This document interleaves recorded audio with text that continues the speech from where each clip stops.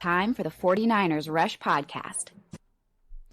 One of the biggest risers from last year's roster countdown to this year's 2023, linebacker Curtis Robinson. He was number 85 last year. We were off. We were wrong. The 49ers were much higher on him, so much so he made the initial 53-man roster, then went on IR. We'll go through that whole journey. Only showed up in 3 games. But we have him number 57. So quite the jump. Absolutely incredible performer as far as athleticism and what he brings to the table. This guy is level 10 athleticism, level 10 intelligence, level 10 work ethic. That's what it is. And as his time with the 49ers became more and more in depth, it was just pretty easy to see why the 49ers like this guy. Shout out to Josh, the 49ers guru, for setting up this entire episode, doing all the research. So Curtis Robinson wears number 59. Now, he is huge. 6'3", 235, so he's in the 90th percentile of NFL linebackers. 31 and 5/8 inch arms, shorter arms, that's not good. 25 years old. He ran a 4.6 flat 40. That's top 80%. 7-second 3-cone, pretty solid, and a 37.5-inch vertical. That's top 85% tile of all NFL linebackers. Now, you plug in his measurements into Mock Draftable. Listen to this. He is a 98.6% match with Fred Warner. It just makes sense, and that is the exact role that they want for Curtis Robinson. Special teams for sure, but he is the replacement backup break glass in case of emergency guy for Fred Warner. Now, he's got some competition for that spot. We'll talk about that a little bit later, but I want to focus on who is Curtis Robinson. How did he get to the spot that he is today?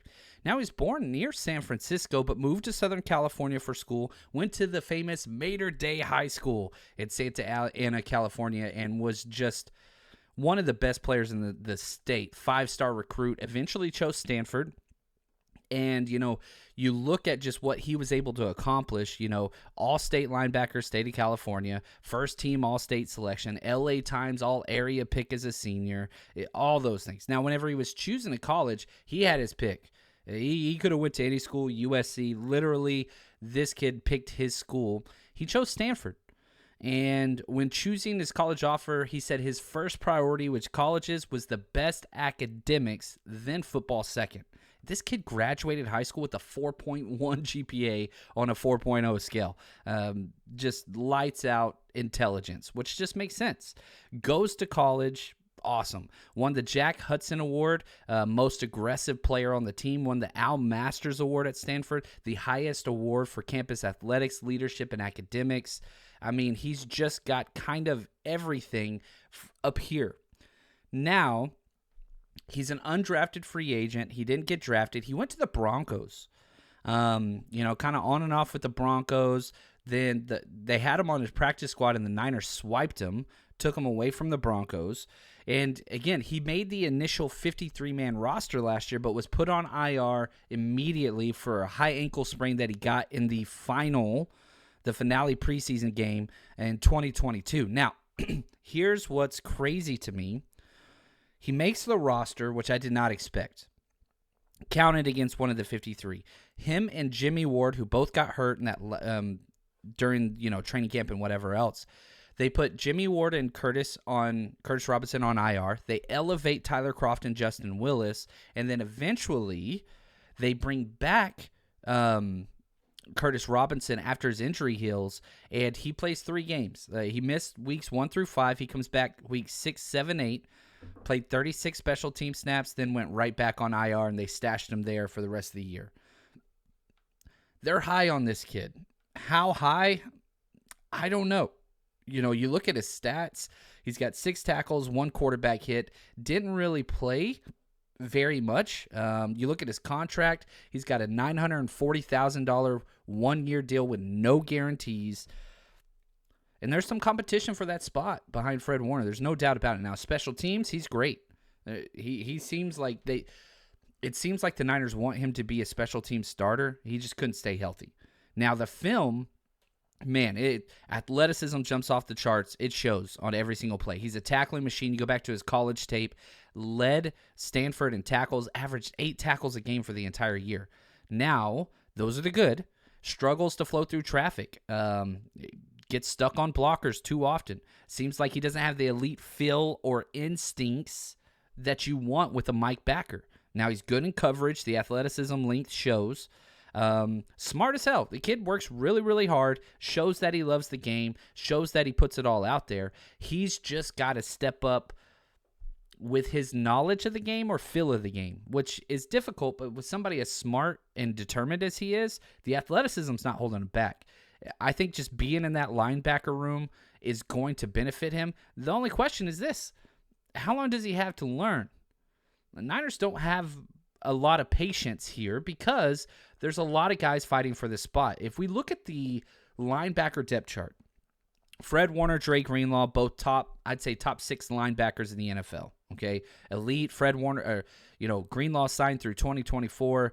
Don't have to worry about that. Now, the number 3 spot, I think Oren Burks is going to start there early. Aziz left. I think Oren Burks steps into that role. Now, there is now at least one backup for each linebacker spot. And it seems like the 49ers are specializing in their backups at the linebacker room. You've got D. Winters, who they drafted. He's the backup Greenlaw. Him and Greenlaw are identical. Height, weight, speed, all those things. And he's already taken Will snaps there. Jalen Graham, who they drafted in the 7th round, guess what? He's fighting for that Sam spot with Burks, which leaves Curtis Robinson. He is the backup for Fred Warner, but he's not alone. Marcelino McCrary-Ball, who the Niners are so high on. He was the highest guaranteed money undrafted free agent last year. So you've got Curtis Robinson and Marcelino McCrary-Ball. They're fighting for that backup spot. No way both make this roster, but I do think one will. Can the Niners keep 6 linebackers? I think they can if they all play special teams, those backups. So D. Winters, Jalen Graham, and then Marcelino McCrary-Ball or Curtis Robinson, they can. And then you got DFF, which makes it even trickier.